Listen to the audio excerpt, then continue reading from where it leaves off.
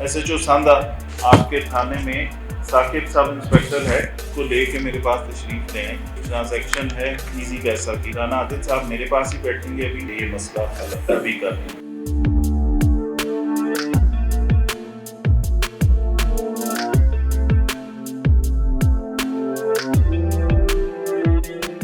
عبدالحمید سر complain سر. فرزانہ کو گھر کرائے پہ دیا, بھائی نے زبردستی فرزانہ سے گھر خالی کر لیا اور خود قبضہ کر لیا. دھمکیاں بھی دیتا ہے. گھر کس کے نام پہ ہے؟ گھر والد کے نام پہ ہے. آپ نے اکیلے گھر کسی اور کو کرائے پہ دے دیا. اب والد صاحب فوت ہو گئے تو بھائی صاحب نے کرایہ دار کو نکال دیا. یہ دو بھائی آپس میں والد صاحب کے مکان کے اوپر ان کا لڑائی جھگڑا ہے. ایس ایچ او صاحب والد صاحب جب ہے میں نے بھی سنا ہے, ایس پی صاحب نے بھی سنا ہے سر, ان کی کچھ جائیداد ہے سر وہاں پہ چھٹے میں. ٹھیک ہے, مسئلہ چل رہا ہے یہاں پہ. ایس پی صاحب نے کہا تھا کہ عدالتی میٹر ہے, عدالتی ہے نا. دو بھائی اب لڑائی تب ختم ہوگی جب وراثت تقسیم ہو جائے گی. جتنی ان کے پاس ہے, جتنی ان کو شرعی طور پہ قانونی طور پہ ملنی چاہیے وہ ان کو مل جائے گی, دوسری اس کو مل جائے گی جتنا اس کا حق ہے, تو یہ لڑائی ختم ہوگی. ایک جائیداد جس پہ آپ کا سگا بھائی بھی اس کا وارث ہے, آپ بھی وارث ہیں. اس کو حصہ دیا یا نہیں دیا وہ تو دیکھیں میری بات. والد نے حصہ دے دیا اپنی زندگی میں اس کو, وہ والد صاحب کا فعل تھا. ٹھیک ہے, اب وہ جگہ والد کے نام پہ ہے. قانون یہ کہتا ہے کہ جو والد کی بقیہ جتنی جائیداد ہے اس میں سے بھی وہ حصے دار ہے. اگر والد نے اسے حصہ دیا تھا تو باقی کا حصہ آپ کے نام پہ نہیں کیا ہوگا. ایسا ہی ہے. وہ ساری بات ٹھیک ہے آپ کی, میں آپ کی ساری بات مانتا ہوں, لیکن قانون یہ کہتا ہے والد صاحب نے اس کو گفٹ کے طور پہ یا ایک بیٹے کو جو بھی چیزیں دے دیں, باقیوں کے نام پہ تقسیم نہیں کی, وہ آپ چاروں کا حصہ ہے. تو یہ کورٹ سے اس کی تقسیم کروا لیں, اس کے بعد آگے کام ہو سکے. عدالت سے پہلے تقسیم ہوگی. آپ جتنی جگہ کے وارث ہیں یا آپ اس کو کنٹیسٹ کرتے ہیں کہ اس کو علیحدہ سے چیزیں بھی ملی ہوئی ہیں, یہ ساری کیس میں جائیں گی تاکہ آپ کو اپنا, باقی آپ کے دو بھائیوں کو اپنا حصہ مل سکے. ایس ایچ او صاحب جو قبضہ اس نے خود خالی کرایا تھا اس کے اوپر آپ خاموش ہیں.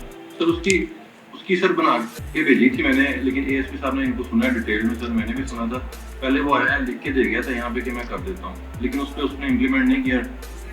پھر اے ایس پی صاحب نے پارٹی بلا لی تھی. اسٹیٹس کو تو اس نے چینج کیا ہے, اسٹیٹس کو تو اس نے چینج کیا ہے ایس ایچ او صاحب. جی سر کیا. اچھا, تو پھر بدماشی تو اس نے کر لی نا. بات یہ ہے کہ ایک بھائی لالچی ہوا ہے کہ والد مر گیا ہے, اب باقیوں کا حصہ بھی میں کھا لوں, جس پہ جو ان کے زیر استعمال ہے, جو گھر یا مکان یا پورشن, اس کے اوپر بدماشی سے آ کے خود قابض ہو گیا. تو یہ اسٹیٹس کو تو اس نے چینج کیا نا.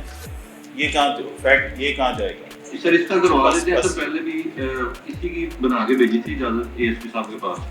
تو کیونکہ سر ان کا وہ جس طرح جناب کہہ رہے ہیں سر وراثت ہی نہیں ہوئی ڈکلیئر, اسی چیز پہ ان کا پھٹا ہے آپس میں. وہ جو کمرہ جو اس نے رینٹ پہ دیا ہوا تھا وہی وہ کہہ رہا ہے کہ اس نے آگے سر رینٹ پہ دے دیا ہے. وہ کہتا ہے کہ یہ میرا بنتا ہے.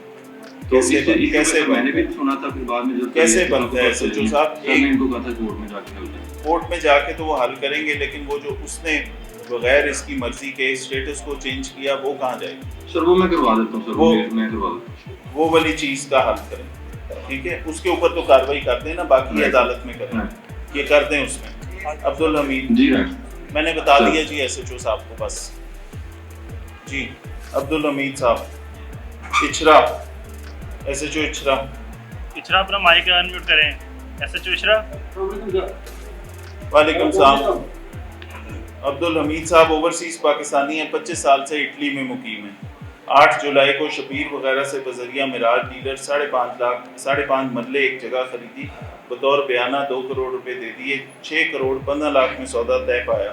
متعدد بار اسے کہا ہے کہ باقی رقم لیں اور رجسٹری کرا دیں, لیکن اوورسیز پاکستانی ہونے کی وجہ سے وہ رجسٹری نہیں کرا رہے.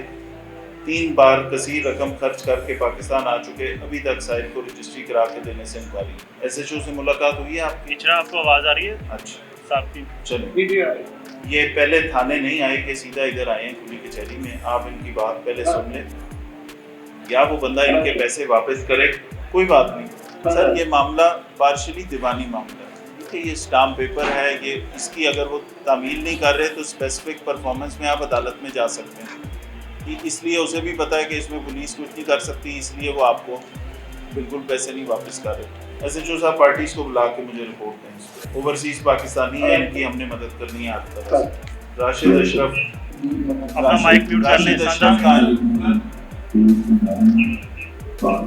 سادہ مائک میوٹ کر لیں آپ. SHO सांदा माइक बंद कर लेना आप। राशिद अशरफ सब्जादार, अस्सलाम वालेकुम। वालेकुम सलाम। ये तफ्तीश से मुताल्लिक है सारा,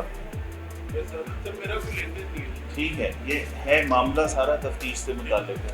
SSP इन्वेस्टिगेशन से अभी मिल रहे हैं जाके, ठीक है। मैं नवीद साहब को फ़ोन भी कर देता हूँ, आप नवीद साहब के पास अभी जाइए, ठीक है। वो इसमें अपने तफ्तीशी से ये चीज़ तस्दीक करेंगे, कोई ख़राबी हुई तो उसे दुरुस्त कराएंगे, अगर सच है तो आपको बता देंगे।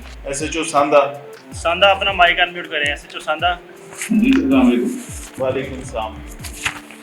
आपके थाने में साकिब सब इंस्पेक्टर है, जी सर है उसको लेके मेरे पास तशरीफ़ ले आए, ये रकम भी पढ़ लें, सर। ठीक है। ये ट्रांजैक्शन है इजी पैसा की। राना आदिल कौन है?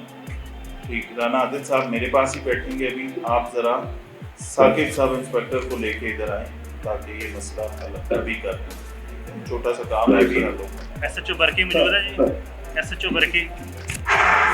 मोहम्मद वकास साहब आए थे, अशरफ से 33 भैंसें खरीदी, 12 गाय खरीदी, कुल रकम 15 लाख अदा कर दिए, सौदा 81 लाख में हुआ।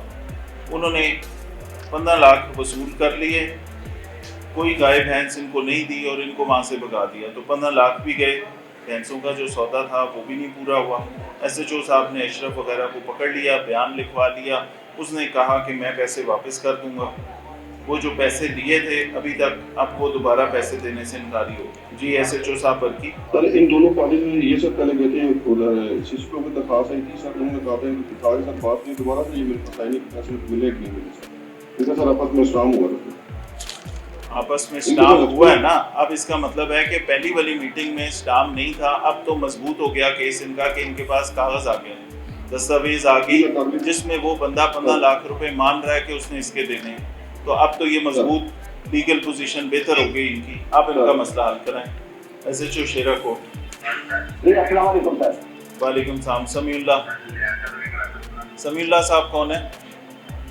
ये कहते हैं वालिद साहब ने घर किराए पे दिया, फिर उनसे कहा कि एग्रीमेंट करूं, तो टाल मटोल से काम लेते रहे, अब ना बिल देते हैं ना किराया देते हैं, उल्टा मेरे खिलाफ दरखास्तें देते हैं, हमारा घर खाली कराया जाए। थाने में बैठ के तय पाया कि 20 अक्टूबर 2025 तक बिल किराया अदा करके मकान खाली कर देंगे, लेकिन वो अभी भी इनकारी है। 1 अक्टूबर तो अभी तक आई नहीं।